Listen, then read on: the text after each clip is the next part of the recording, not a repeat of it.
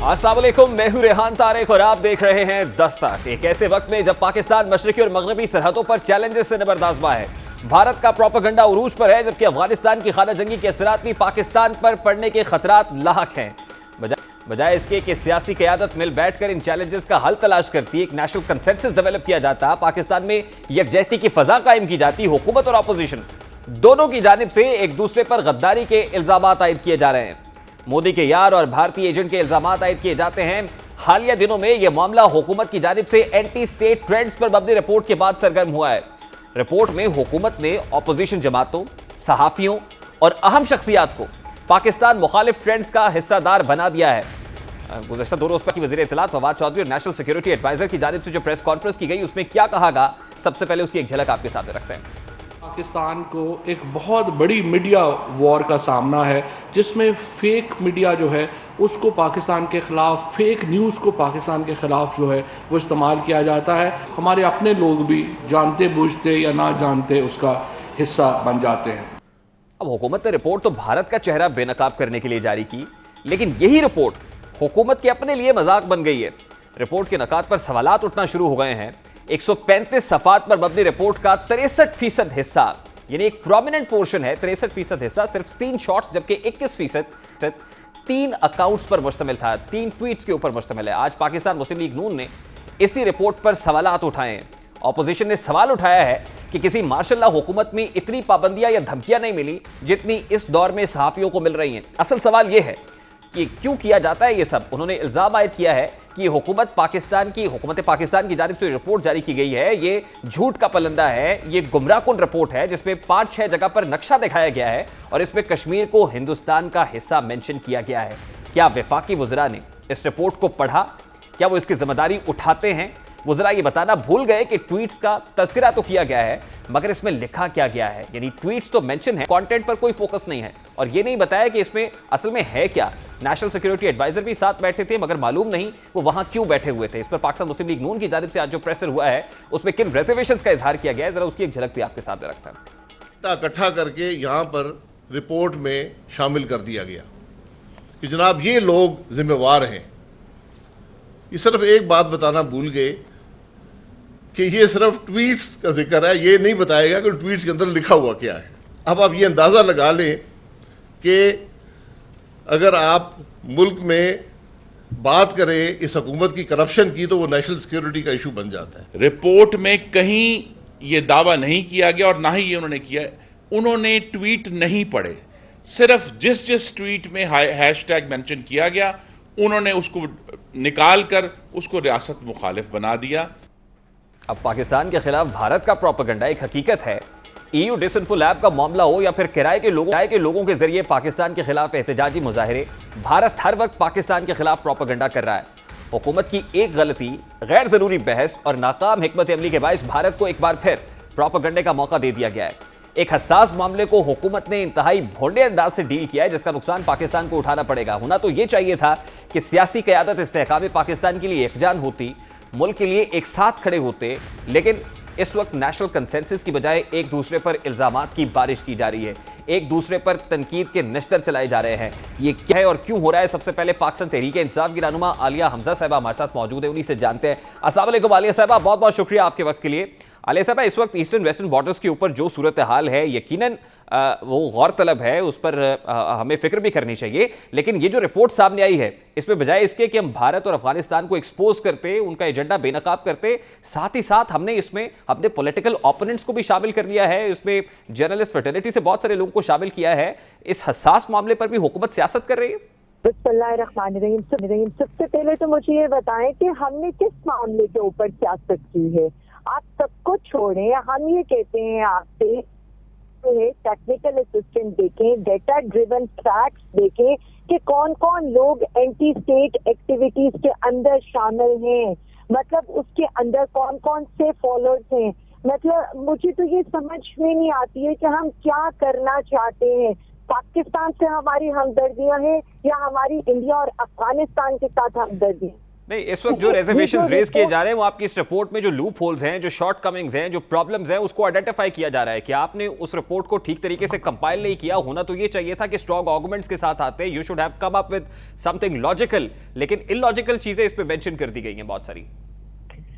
मैं बिल्कुल ये नहीं कहूंगी कि इससे इलॉजिकल चीजें मेंशन की गई हैं। मैं आपको बिल्कुल इसकी डिटेल्स आपके प्रोग्राम के तवज्जुह से बताती हूँ।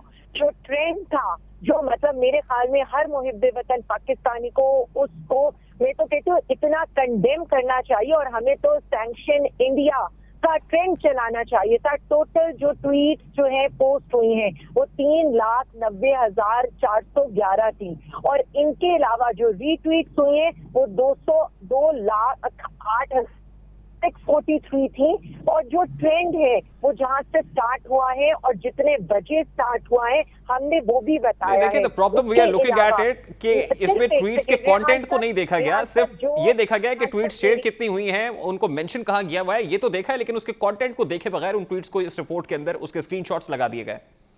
रेहान साहब, ये इतना सेंसिटिव टॉपिक आपने अपने प्रोग्राम में उठाया है और मेरा ये ख्याल है कि बहुत अच्छा है कि हम इस पर वो बात करें जो अवाम को समझने की जरूरत है, क्योंकि ये जो ट्रेंड था, इस ट्रेंड की वजह से पाकिस्तान के मुश्किल हालात में आ सकता है। हमें पहले तो ये अवाम को समझाने की जरूरत है। फिर ये जो डेटा हुकूमत पाकिस्तान ने इकट्ठा किए कि मैं अगर इससे आपको बताऊं कि तकरीबन 52,931 अकाउंट पे इस ट्रेंड में पार्टिसिपेट किए, जिसमें से 32,693 अफगानिस्तान से थे, 11,865 इंडिया से थे और 3,224 पाकिस्तान से थे और बाकी सारे कहीं यूएस, यूके, कनाडा। देखिए, जो डेटा आपने इकट्ठा किया है उस डेटा के सोर्स और रिलायबिलिटी के ऊपर बहुत सारे शुकूक व शुबहात है ना। जो डेटा माइनिंग कंपनी है या सेंटिमेंट एनालिसिस कंपनी का सहारा लिया गया है, वो खुद निगेट कर रही है कि हमारे तो कोई सब्सक्रिप्शन आपके पास नहीं है, हमने तो आपको सब्सक्रिप्शन ऑफर नहीं की है, ना ही अपने सेल की है, तो फिर आपने इसको कैसे यूटिलाइज किया? मैं यही तो आपको बताना चाहिए हूँ। मैं पूरा डेटा विद फैक्ट्स आपके सामने रख रही हूँ। इतना ये जो लार्ज ऑडियंस था, जो मैंने आपको पहले बताया है कि तकरीबन इस एक ट्रेंड पर 3,90,411 ट्वीट्स हुए हैं। इसमें आपको अब पता है कि ओनली 135 वेरीफाइड अकाउंट थे। आप ये देख लें कि बाकी सारे फेक अकाउंट थे। इसका मतलब है कि पाकिस्तान को मलाइन करने की कोशिश की जा रही है। पाकिस्तान जो हमेशा, जो अमेरिका जिस तरह दुम दबाकर अफगानिस्तान से, नहीं देखिए ना, आइए हमजा साहिबा बिल्कुल एक्सपोज कीजिए। आपको चाहिए कि आप भारत और अफगानिस्तान को एक्सपोज करें, लेकिन इस रिपोर्ट के 134 में से 22 सफात पर सिर्फ 3 ट्वीट्स है और उन 3 ट्वीट्स के अंदर भी जिनके स्क्रीनशॉट्स आपने लिए उनकी अगर फॉलोइंग देखें तो हार्डली मेरा ख्याल है कि 6-7 हजार फॉलोअर्स हैं। बहुत सारे अनवेरीफाइड अकाउंट्स भी है जिनके स्क्रीनशॉट्स आपने इस पर मेंशन किया हुआ है। देखिए, हमने जिनके स्क्रीनशॉट्स मेंशन किए, मैं बार बार आपको बता रही हूँ कि 135 वेरीफाइड अकाउंट्स थे। उसके अलावा आपके जो 8,976 अकाउंट्स हैं, they were created after 5 August 2021। 4,000 account ऐसे थे जो 31 जुलाई से 5 अगस्त 2021 के अंदर। अब देखिए ना, अब देखिए साबिक वजीर दाखिला रहमान मलिक साहब, हमारी जर्नलिस्ट फर्टिलिटी के बहुत सारे ऐसे लोग हैं, फरिया दरीस साहिबा हैं, उनके ट्वीट का स्क्रीनशॉट भी इसमें शामिल है। तो क्या ये सब लोग गद्दार हैं? ये सब लोग रियासत मुखालिफ हैं? देखिए, मैं जिन लोगों की बात कर रही हूँ मैं कैटेगोरिकली बता सकती हूँ और मैं जो बात कर रही हूँ मैं फैक्चुअल बात कर रही हूँ, डेटाबेस के ऊपर। देखिए, जो बात आप कर रही हैं, अगर बैन ही ऐसे होता तो बिल्कुल ठीक था, लेकिन इसमें जो पॉलिटिकल ओपोनेंट्स को शामिल किया गया है, साफी बरादरी को शामिल किया गया है, दिस इज अनजस्टिफाइड। सिर्फ एक सेकेंड। आई रिप्रेजेंट हुकूमत of Pakistan. Alia Hamza is nothing.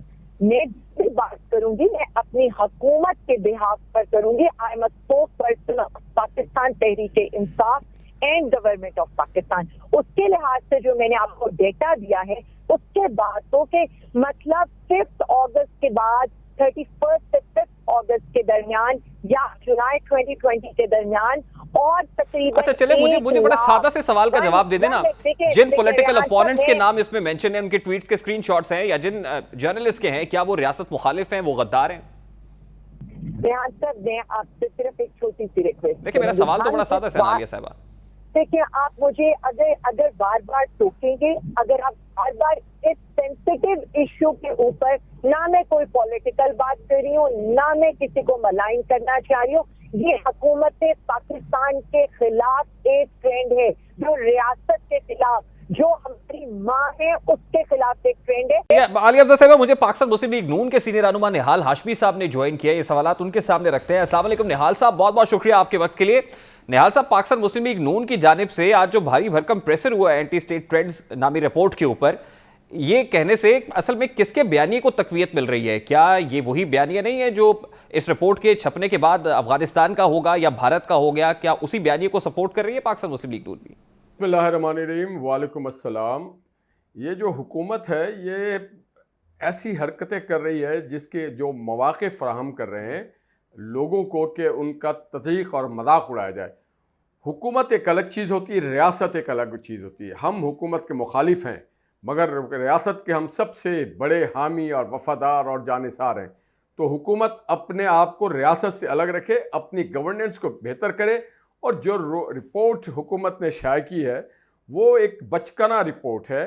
किसी पूरे पाकिस्तान के सारे लोगों पे इस तरह से इल्ज़ाम लगा देना कि आप जो हैं वो पाकिस्तान के खैर ख्वाह नहीं है, ये इंतहाई हाशमी साहब, ये रिपोर्ट सेंटिमेंट एनालिसिस पर मबनी है। इस पर रियासत मुखालिफ जो ट्रेंड्स सोशल मीडिया पर चलाए गए हैं उनकी रूट्स को पकड़ा गया और बताया गया कि ये ट्रेंड्स असल में इनिशिएट हुए या तो भारत की तरफ से या फिर अफगानिस्तान से, और उसको तकवीयत कुछ लोगों ने यहां भी जाने अनजाने में दी।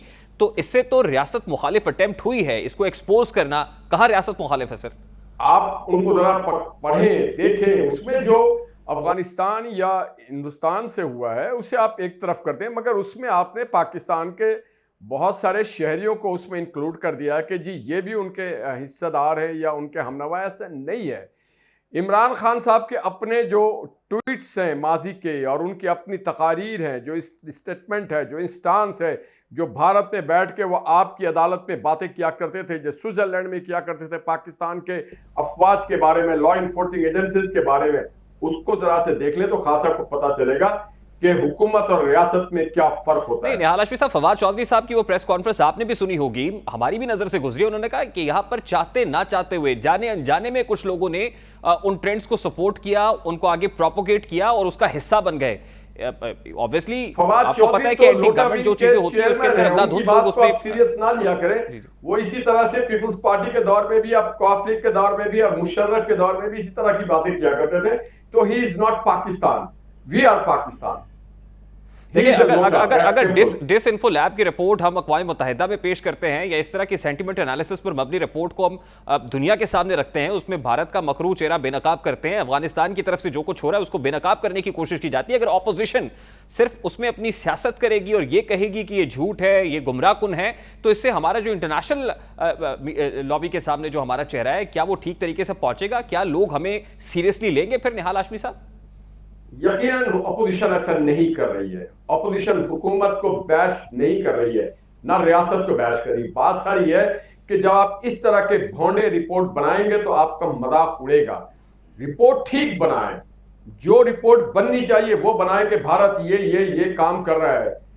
आप वो रिपोर्ट बनाएं कि अफगानिस्तान ये काम कर रहा है। आप उसी सब्जेक्ट में आप दुनिया को ये बताने चाह रहे हैं कि भारत और अफगानिस्तान के जो काम है उसके हमनवा हमारे लोग भी हैं। आप क्या कर रहे हैं? हाशमी साहब, उस रिपोर्ट्स के अंदर लोगों को भी आप रियासत मुखालिफ बना रहे हैं। हाशमी साहब, उन रिपोर्ट्स के अंदर कुछ शॉर्टकमिंग्स होंगी, कुछ फ्लॉज होंगे, कुछ एरर्स होंगे, कुछ गलतियां होंगी, लेकिन ये जो तरीकाकार अपनाया गया पाकिस्तान मुस्लिम लीग नून की तरफ से, क्या ये तरीकाकार दुरुस्त है सर? उन्होंने कई टेलीविजन के प्रोग्राम से में ये बात एडमिट की है कि हमने देखा नहीं, समझा नहीं, पढ़ा नहीं। आप लोगों के हुब्बुल वतनी को क्वेश्चन कर रहे, कौन होते हैं आप हुब्बुल वतनी को क्वेश्चन करने वाले? हम जो लोग हैं, हमारे बड़ों ने पाकिस्तान के लिए वोट दिया था 1947 में और 10 लाख लोगों की जानों का नजराना पेश किया था, तो बना था पाकिस्तान। ये फवाद चौधरी जैसे लोटे, कल को वो मोईद यूसुफ साहब कह रहे थे कि पाकिस्तान में 2018 के इलेक्शन हुए वो रिगिंग है, उसमें लॉ इन्फोर्सिंग एजेंसीज इन्वॉल्व है। तो कमाल लोग हैं। कब तक वो अमेरिका में दम भरते थे, मैं तो ये कह रहा हूं कि ठीक है, आपका मौक़िफ़ दुरुस्त तस्लीम करते हैं, लेकिन क्या ये तरीकाकार दुरुस्त है जिस तरीके से पाकिस्तान मुस्लिम लीग नून उस रिपोर्ट को चैलेंज कर रही है? अगर आपके तहफ़्फ़ुज़ात है, रिजर्वेशन है, तो ठीक है, आप इसको कोर्ट में चैलेंज कर। रिपोर्ट नहीं है ये भाई, एक मजाक है। आपकी रियासत को मजाक बनाने का एक सोचा समझा मंसूबा इमरान खान साहब की गवर्नमेंट का। ये पाकिस्तान को लाफ्टर बनाना चाहते हैं। हम ऐसा नहीं बनने देंगे। आप रिपोर्ट बनाएं, आपकी इस काम पे मामूर है, जो इदारे मामूर है वो रिपोर्ट बनाएं, सही लोगों को आप निशानदेही करें। जो ट्रॉल्स हैं, जो इंडियन एजेंट है, जो अफगान एजेंट है, सबूत के साथ लाएं, उनको तख्तेवार पे ले जाएं। मगर आम मासूम पाकिस्तानी जो सोशल मीडिया पे हैं, उन्हें आप टारगेट ना बनाएं। नहीं, देखिए ये जो एंटी स्टेट नैरेटिव है, ये बड़ा अच्छा, ये जो है रेसिपी तो होती है अपनी पॉलिटिक्स के अंदर, इस पर सियासत चमकाई भी जाती है। वो आपको कहेंगे आप मोदी के यार हैं, आप कहेंगे नहीं नहीं आप असल में मोदी के फैसिलिटेटर हैं। ये बात बहुत अच्छी है, लेकिन आपको पता है कि इंटरनेशनली हमारी साख कितनी मजरू होती है इससे। अगर आपके वाकई हकीकी मानों में रिजर्वेशन है सर, तो मैं तो ये पूछ रहा हूं कि क्या आप कोर्ट में जाएंगे इन रिजर्वेशंस को लेकर? कहां पहुंच गई? आज ट्रेंड चल रहा है कि एक फोन कॉल की बात है बाबा, आपको कोई फोन नहीं करता है, कोई आपका फोन नहीं उठाता है, किसी को आप मिस कॉल मारते हैं। कमा मजाक किया हुआ है।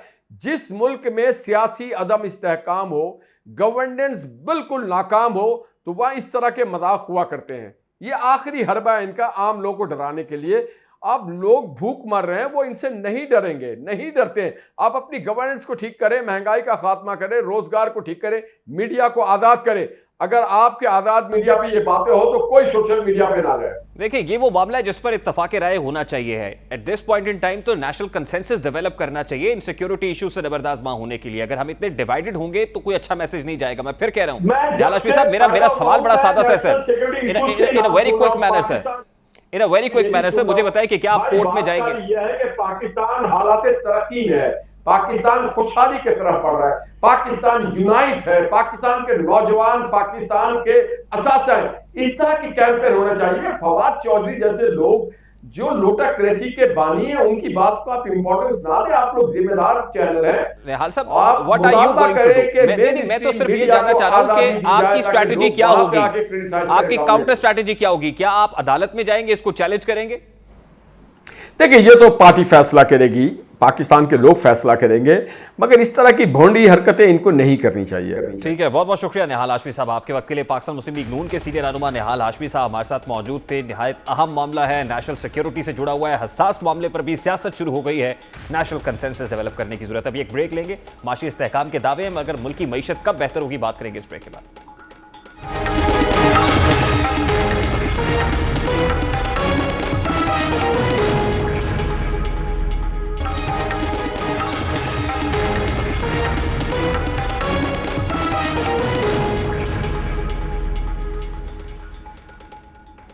Welcome back. पाकिस्तान तहरीक इंसाफ के इक़्तिदार के 3 बरस मुकम्मल हो चुके हैं। इन 3 बरस के दौरान जहां हुकूमत दीगर मामलात को काबू करने में नाकाम रही है, वहीं डॉलर भी हुकूमत के काबू से बाहर रहा है।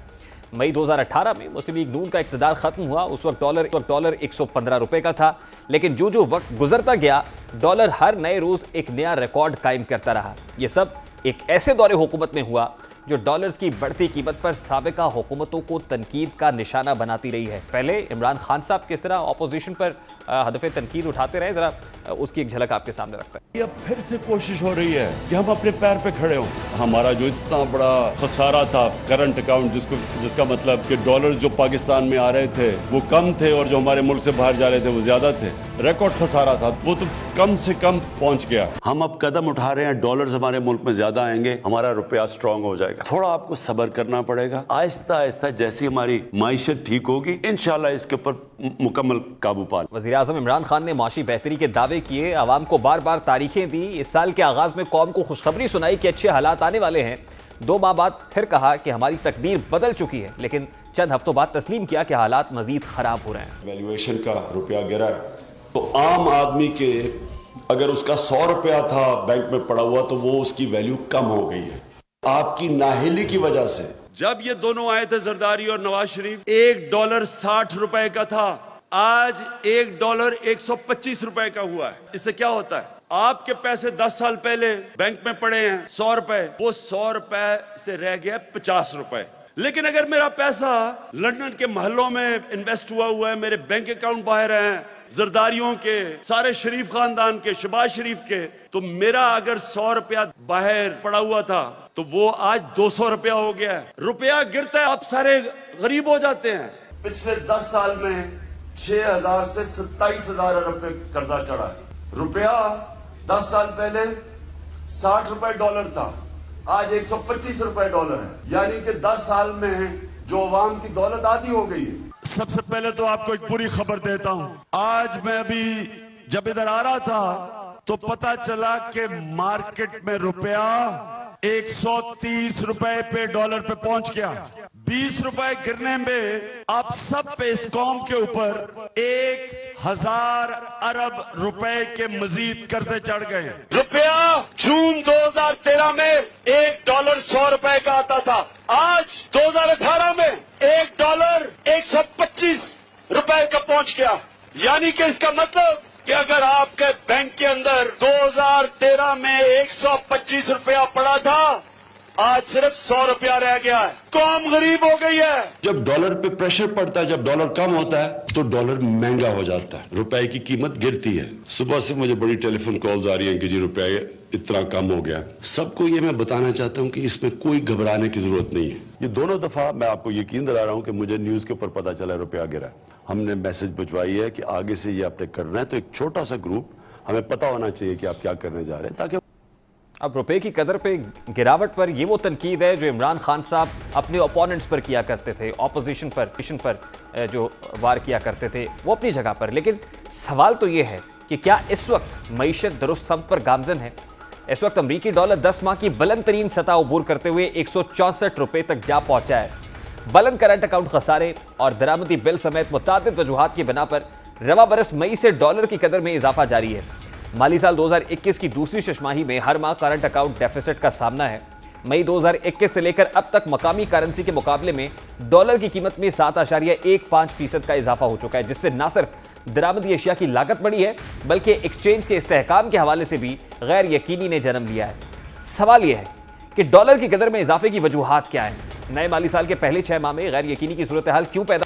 रुपया गिरने की रफ्तार को कम कैसे किया जा सकता है? इसी मामले पर बात करेंगे। इस वक्त साबिक वजीर खजाना माहिर इक्तसादी अमूर डॉक्टर हफीज पाशा ने हमें ज्वाइन किया है। अस्सलाम वालेकुम डॉक्टर साहब, बहुत बहुत शुक्रिया आपके वक्त के लिए।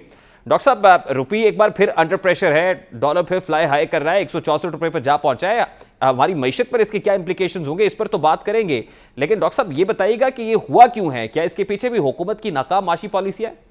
बिस्मिल्लाहिर्रहमानिर्रहीम, ये आपका बड़ा अहम सवाल है। उसकी वजह ये कि आम तौर पे लोगों को ये बात समझ में नहीं आ रही है कि एक तरफ तो हमारे फॉरेन एक्सचेंज के जो ज़खायर रिजर्व्स जो हैं वो रिकॉर्ड लेवल तक पहुंचने वाले हैं। अगले तकरीबन 10-11 दिन में हमारे पास 2.8 अरब डॉलर के SDRs भी आने वाले हैं, जिसका जिक्र कल फाइनेंस मिनिस्टर साहब ने किया अपने प्रेस कॉन्फ्रेंस में।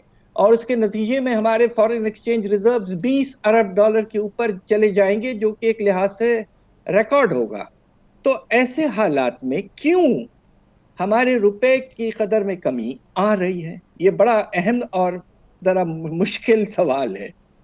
मेरा अंदाजा ये है कि स्टेट बैंक ने ये सोच लिया है कि चूंकि करंट अकाउंट का खसारा जो है वो साथ साथ बहुत बढ़ रहा है। आपको याद होगा जून के महीने में सिर्फ एक महीने में करंट अकाउंट का खसारा 1.6 अरब डॉलर तक चले गया था, और पूरे साल जबकि 10 महीने हम सरप्लस में थे, आखिरी 2 महीने में डेफिसिट में चले गए। और खतरा यह है कि जिस तरह स्टेट बैंक खुद कह रहा है कि ये 9 अरब डॉलर तक पहुंच सकता है, और खतरा यह है कि अगर कीमतें बढ़ती रहीं बाहर तो नतीजा ये हो सकता है कि दरामदाद में इतना ज्यादा इजाफा हो, जो कि हमने जुलाई के महीने में भी देखा है कि तकरीबन 40% इजाफा हुआ इंपोर्ट्स में।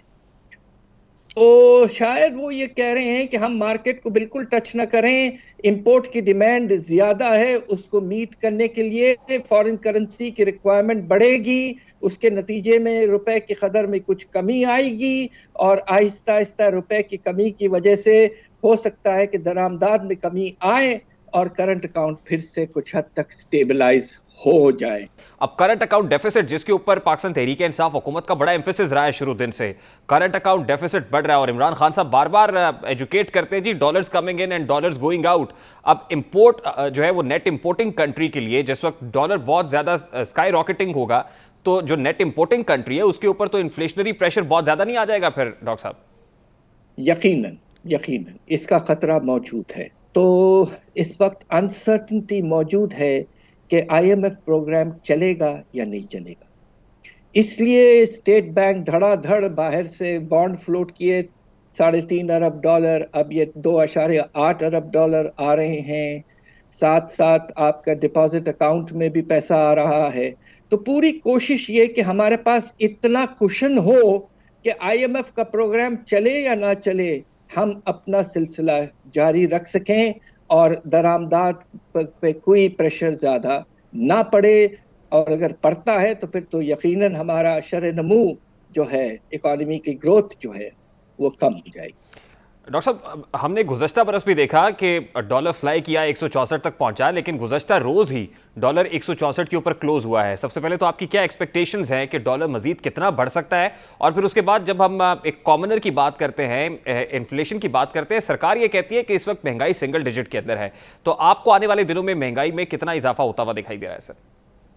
पहले तो मैं ये बहुत अदब से ये बात कह दूं कि ये जो 8.4% जो आपने इन्फ्लेशन का अंदाजा किया है पाकिस्तान ब्यूरो ऑफ स्टैटिस्टिक्स ने जुलाई के महीने का, ये सरासर गलत है। और काफी अरसे के बाद पाकिस्तान ब्यूरो ऑफ स्टैटिस्टिक्स फिर अपनी हरकतें शुरू कर दिया है उन्होंने।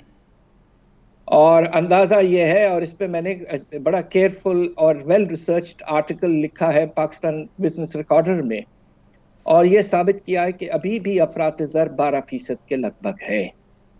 और खतरा ये है कि अगर बाहर से इंपोर्टेड इन्फ्लेशन के दो वजूहात हैं। एक तो कीमतें ही डॉलर्स में बढ़ रही हैं, अल्लाह के फजल से कुछ कमी आई है तेल की कीमत में, मगर बाकी चीजों में 40-50% इजाफा है। और साथ साथ अगर करेंसी गिर रही है तो कंबाइंड इम्पैक्ट जो है वो कीमतों पर बहुत ज्यादा होगा। और ये खतरा मौजूद है कि ये डबल डिजिट पे रहेगा और हो सकता है कि 12% से भी कुछ थोड़ा आगे चल के बढ़ जाए। लेकिन as far as food inflation is concern तो वो तो अभी भी तकरीबन 16% को तो टच कर रही है। और अब खुद वजीर खजाना कह चुके हैं कि हम इंपोर्ट कर रहे हैं, बहुत सारी एडिबल ऑयल इंपोर्ट करते हैं, दीगर जो फूड आइटम्स हैं उसको इंपोर्ट कर रहे हैं, हमारा इंपोर्ट बिल बहुत ज्यादा है। तो ये कहिएगा सर कि जो फूड इन्फ्लेशन है उस हवाले से फिर आप क्या प्रिडिक्ट करता है? माशाल्लाह माशाल्लाह, पाकिस्तान ब्यूरो ऑफ स्टैटिस्टिक्स ने जुलाई के फिगर्स में एक बड़ी अच्छी खुशखबरी सुनाई है, और वो ये है कि खाने पीने की कीमतों में जो रफ्तार है वो अब कम हो गया है बाकी चीजों से।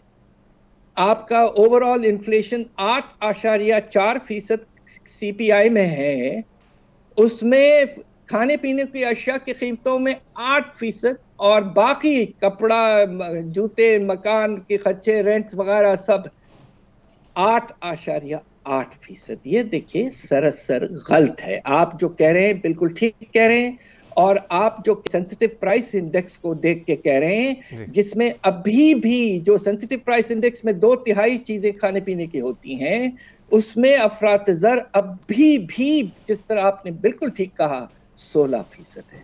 तो दो इंडस्ट्रीज में इतना फर्क कैसे हो सकता है भाई? हमने जिंदगी अपने मुल्क में गुजारी है, हमें थोड़ा बहुत तो पता है। बट डॉक्टर साहब, एक बदकिस्मती तो ये भी है कि यहाँ पे रुकने की नहीं है। अगर हम ओवरऑल इन्फ्लेशन भी बढ़ती है तो फूड इन्फ्लेशन ऑटोमेटिकली बढ़ेगी, और जो सूरत हाल हमारे यहाँ है, हम बहुत सारी जो फूड आइटम्स है उसको इंपोर्ट कर रहे हैं। आप 16% से मजीद कितना बढ़ता हुआ देख रहे हैं इसको? देखिए, बात यह है कि सबसे बड़ी वजह जो ये बता रहे हैं कि खाने पीने की अशिया की कीमतों में जो कम इजाफा हो रहा है, अब पेरिशेबल आइटम्स यानी कि सब्जियां और फल, वो कह रहे हैं कि उनकी कीमतें तकरीबन 20% गिरी हैं जुलाई के महीने में। अब मुझे तो इस बात का बिल्कुल अंदाजा नहीं था कि गिर जाएंगी, और अगर गिरी हैं तो इतना ज्यादा। तो लिहाजा देखिए, खतरा बहुत मौजूद है, इंपोर्टेड इन्फ्लेशन। अब अंदर की एक और चीज मैं आपको बता दूं कि अगर पाकिस्तान में रुपए, जिसे कहते हैं मनी सप्लाई में तेजी से इजाफा होना शुरू हो जाए फिर से 16-17%, तो वो भी अफरात-ए-ज़र को बढ़ाता है। और अब जो साल खत्म हुआ है, पिछला साल, उसमें मनी सप्लाई में तकरीबन 15% इजाफा है। तो ये भी काफी ऊंचा है, और उसका इम्पैक्ट कीमतों पर जरूर पड़ेगा।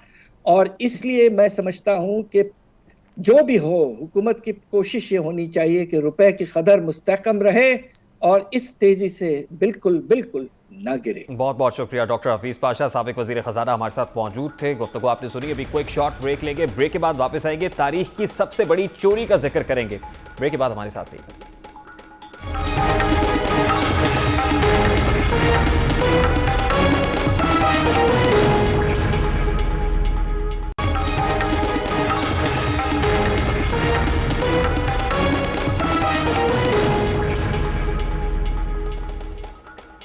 वेलकम है। क्या कभी आपकी रकम वापस आ सकती है? क्या अरबों रुपए चोरी करने के बाद चोर आधी रकम वापस कर सकते हैं? क्या आपका दिल एक खत पढ़कर पसीज सकता है? ऐसा ही हुआ है क्रिप्टो करेंसी की तारीख में सबसे बड़ी चोरी में, जब हैकर्स ने रिकॉर्ड $613 मिलियन के बिटकॉइंस चोरी किए।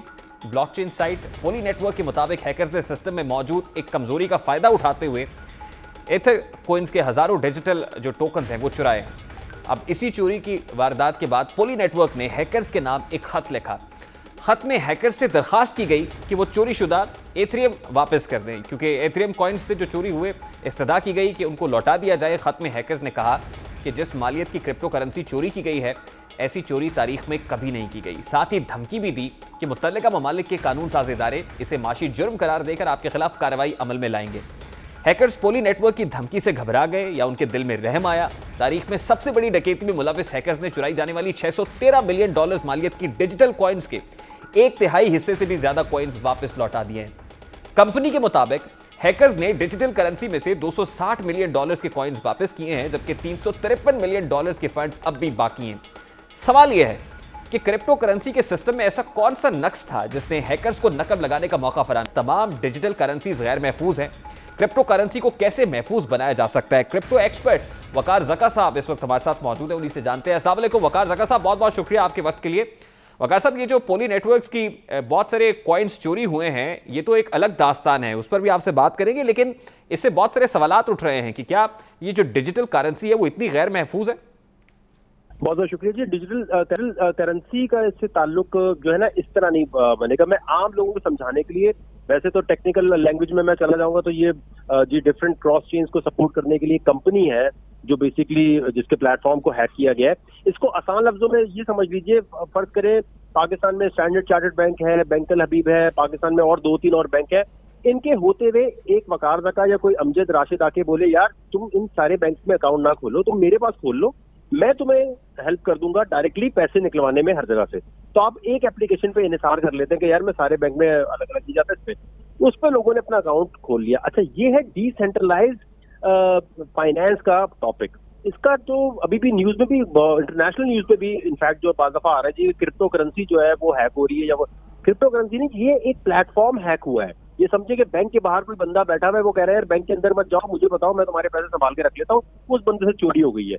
तो ये चोरी जो हुई है, एक तो ये पहले समझ लिया जाए कि ये प्लेटफॉर्म हैक हुआ है। और बिल्कुल लेटेस्ट जो आजकल डेवलपमेंट्स हो रही है ना क्रॉस चेन डेवलपमेंट की, उनके ऊपर ये बात हो रही थी। क्रॉस चेन में यानी कोई इथेरियम के अगर कोई ऊपर कॉइन है, अगर कोई फर्ज करें बाइनेंस की चेन के ऊपर है या फिर पॉली नेटवर्क के ऊपर, पॉलीमेटिक के ऊपर है, तो उनको कंबाइन करने के लिए इन्होंने बनाया था। अच्छा, इसका जो बेसिक हैकिंग का मसला है वो ये देखिए कि इसमें 2-3 शक व शुबात भी आ रहे हैं। एक तो ये कि उन्होंने सारी पहली दफा ऐसी इतनी बड़ी हैकिंग हुई है, लेकिन इसमें सारे जो हैकर है उसने सारे पैसे वापस भी कर देना शुरू कर दिए, वो सारे पैसे वापस भी कर रहा है। ये तकरीबन $260 मिलियन है जो हैकर्स ने वापस किया, और बहुत सारी ट्वीट्स की गई इस कंपनी की तरफ से कि खुदारा इसको वापस करे। अभी तक $260 मिलियन बता रहे कि वापस करने की वजह ये भी है कि चेन एनालिसिस के नाम से एक बहुत बड़ी कंपनी है दुनिया भर में जो FBI वाले यूज करते हैं, ताकि जो नेशनल सिक्योरिटी एसोसिएशन है NSA जो है उसको मदद मिल सके ट्रैक करने में। IP एड्रेसेस वगैरह निकाल लिए, लेकिन ये भी सुनने में आ रहा है कि शायद इसने सिर्फ अपनी प्रमोशन करवाने के लिए एक स्टंट पुल किया हो। ये भी हो सकता है कि इन्होंने ये जानबूझ के करवाया हो, क्योंकि ये इस मार्केट में बड़ा आसान है। हर एक देखें, क्रिप्टो में जब तक हैकिंग नहीं हो सकती, जब तक आपका पासवर्ड आपके किसी जानने वाले को ना पता हो। और डिसेंट्रलाइज्ड फाइनेंस जिसकी अब हम बात कर रहे हैं, जो क्रिप्टो में एक बहुत ही एडवांस लेवल की चीज आ गई है, इसके अंदर भी हैकिंग जो है वो इसी तरह हुई है कि देखें उसके अंदर जो कोड है, कोड के अंदर बेसिकली एक बॉस को बिठाया जाता है। समझे कि ऑटोमेटिकली एक बॉस ऑडिटर को बोलता है कि भाई तुम मुझे ये कॉइन इस एड्रेस पे दे दो, ये कॉइन इस एड्रेस पे दे दो। तो बेसिकली जो हैकर था उसने उस बॉस को रिप्लेस करके डायरेक्टली ऑडिटर को कोड से लिंक कर दिया था। अब ये बहुत टेक्निकल बात हो जाएगी, लेकिन ये ठीक है, यानी ओवरऑल आप ये कह रहे हैं कि डिसेंट्रलाइज जो फाइनेंस है उसके अंदर ये कोई इंडिविजुअल प्लेटफॉर्म था, उस इंडिविजुअल प्लेटफॉर्म के अपने जो है वो लूप होल्स थे जिनको एक्सप्लॉइट किया है हैकर्स ने। ठीक है जी, इसका मतलब ये नहीं है कि इथेरियम के अंदर कोई प्रॉब्लम है या इथेरियम हैक हो सकता है या इसके अंदर ये प्रॉब्लम नहीं है जी कि बिटकॉइन हैक हो सकता है। बिटकॉइन तो ब्लॉकचेन के ऊपर है, ब्लॉकचेन लेकिन वकार साहब $613 million, this is something huge. तो उसमें जिन लोगों ने इन्वेस्टमेंट की होगी मार्केट के अंदर, क्या ट्रस्ट डेफिसिट क्रिएट होगा इस हैकिंग से? नहीं, बिल्कुल भी नहीं होगा। बिल्कुल इससे देखिए अभी तक बिटकॉइन को क्रैश कर जाना चाहिए था, लेकिन वो इसलिए नहीं कर रहा क्योंकि ये डिसेंट्रलाइज जो क्रिप्टो को समझते हैं, देखिए जिनका पैसा लगा हुआ है उनको पता है, उन्होंने एक ऐसी जगह पैसा लगाया था जो डिसेंट्रलाइज फाइनेंस है, वो बाइनेंस एक्सचेंज नहीं है। जैसे मैं अभी आपके इसी चैनल की तरफ से ये कहना चाहूंगा कि पाकिस्तान में इस वक्त बाइनेंस जो है वो दुनिया भर में जो है बंद होता जा रहा है। उसको FCA ने करार दे दिया है, बाकी भी जगह से बंद किया जा रहा है। मैं अब इस वक्त PTA से कहूंगा और बाकी जो हमारे इदारे उनसे कहूंगा, या तो इनको रेगुलेट कर दो भाई, या अभी बंद कर दो। ये नहीं करना कि जैसे PUBG को एकदम बंद कर दिया था, एकदम आप बोले जी हम बाइनेंस को बंद कर रहे हैं क्योंकि FCA ने बंद कर दिया, इसने बंद कर दिया, उसने बंद कर दिया। मसला पाकिस्तान के लिए डिसेंट्रलाइज फाइनेंस से ज्यादा इस वक्त जो है ना वो ये चल रहा है कि भाई हैकिंग तो चलो अपनी जगह, लेकिन एकदम अगर हुकूमत का दिमाग घुमा और PTA ने बंद कर दिया तब ये लोग कहाँ जाएंगे। मेरी रिक्वेस्ट है कि ये जो हैकिंग वाला सिचुएशन है इससे कोई घबराने की जरूरत नहीं है, क्योंकि डिसेंट्रलाइज फाइनेंस में जो है ये नॉर्मल है हैकिंग उसमें। अच्छा, हमारे यहाँ जो बैंक्स होते हैं वहां तो रेगुलेटर, फॉर एग्जांपल पाकिस्तान के अंदर स्टेट बैंक है जो रेगुलेट करता है तमाम बैंक्स को। तो डिजिटल करेंसी के अंदर ये जो डिसेंट्रलाइज फाइनेंस का नाम आप दे रहे हैं, इंडिविजुअल प्लेटफॉर्म्स लोगों ने बनाए हुए हैं कि वो कलेक्ट करते हैं और वहां से वो उसको फिर लोगों को पैसे देने में आसानी जो है उनको मुहैया करते हैं। लेकिन क्या यहाँ पर कोई रेगुलेटर है ऐसा जो इनको देखे, चेक करे कि इनके सिस्टम्स में कहाँ लूप होल्स हैं ताकि एतमाद की फजा जो है वो कायम रहे? जी बिल्कुल, इसमें अंदर कोड ऑडिट होता है जो अब जैसे हमारी जो NAD यूनिवर्सिटी के लड़कों ने यहाँ पर जो है बनाया हुआ डिसेंट्रलाइज फाइनेंस का और ये NFT का एक प्लेटफॉर्म 10up के नाम से, जो अभी आई थिंक क्या कहते हैं $1 बिलियन की उसकी मालियत हो चुकी है, मार्केट कैप पहुंच चुका है, पाकिस्तान की वाहिद ब्लॉकचेन बेस्ड कंपनी है। उसके कोड को ऑडिट करने के लिए ऑडिटर्स होते हैं। अच्छा, ये जो पॉली नेटवर्क है, ये पॉली नेटवर्क के कोड को ऑडिट जो किया है, कोड उन्होंने सामने दिया नहीं था, तो किसी को भी अभी पता नहीं चल रहा। अच्छा, रेगुलेटर्स की मैं दो चीजें क्लियर कर दूं। दुनिया भर में रेगुलेटर्स जो है वो सेंट्रल बैंक नहीं होता, वो वहाँ FBI है, वहाँ साइबर क्राइम है, यहाँ भी FIA है। अगर यहाँ आप कहते हैं ना कि अगर मेरा भाई बिटकॉइन चोरी हो गया, मेरा फलाना ये चोरी हो गया, तो वो आप FIA के पास जाएंगे और उनका काम है कि इलेक्ट्रॉनिक फ्रॉड की जो कानून साजी है उसके मुताबिक आपकी हेल्प करें, और आपका वो जो फंड किसी ने चोरी किया है या हैकिंग की है या किसी भी तरह क्रिप्टो करेंसी का कुछ भी किया है, लोग स्टेट बैंक के पास चले जाते हैं। भाई स्टेट बैंक का काम नहीं है, ये सॉफ्टवेयर है और इसका ताल्लुक साइबर क्राइम से, तो साइबर क्राइम के पास आप जाएंगे, आप nrkc.gov.pk पे जाएंगे। इसका रेगुलेटर इसकी हर चीज जो है उसकी तमाम जो जिसे कहते हैं ना कंट्रोल करने की चीजें, वो साइबर क्राइम के डिपार्टमेंट। साहब मुझे ब्रेक लेनी है, लेकिन उससे पहले आपकी गुफ्तगू से मैं ये समझ पाया हूं कि इन्वेस्टर्स जो है they need to be educated. तो आप उन्हें क्या कहेंगे कि आपको कहां किसके साथ काम करना चाहिए? इस तरह की जो प्लेटफॉर्म्स हैं जो इंडिविजुअली काम कर रहे हैं, आप कैसे चेक कर सकते हैं और कहां जो है वो अपनी इन्वेस्टमेंट्स लगा सकते हैं? देखिए, इंटरनेट की दुनिया में ना किसी भी चीज की कोई गारंटी नहीं है। अमेरिका ने बिटकॉइन जैसी चीज को क्यों अलाउ किया है, जब सिक्योरिटी एक्सचेंज कमीशन में बिटकॉइन रजिस्टर्ड ही नहीं है अमेरिका में। इथेरियम जो है क्या रजिस्टर्ड है अमेरिका में? आप मुझे बताएं। यूके में बिटकॉइन रजिस्टर्ड है, जापान में रजिस्टर्ड है, क्योंकि इसको सॉफ्टवेयर के तौर पर ट्रीट किया जाता है और इसमें सिर्फ वही लोग आए जब तक आप इसकी क्रिप्टो करेंसी का बेसिक रूल है 1 साल तक, जब तक आप इसकी तालीम हासिल ना कर लें, खुदा के वास्ते इसमें पैसे मत लगाएं वरना डूब जाएंगे। बहुत शुक्रिया वकार ज़का साहब आपके वक्त के लिए। प्रोग्राम का वक्त अपने इख्तिताम को पहुंचा, आपसे मुलाकात होगी इंशाल्लाह अगले हफ्ते। अपना रखिएगा ख्याल, अल्लाह हाफ़िज़।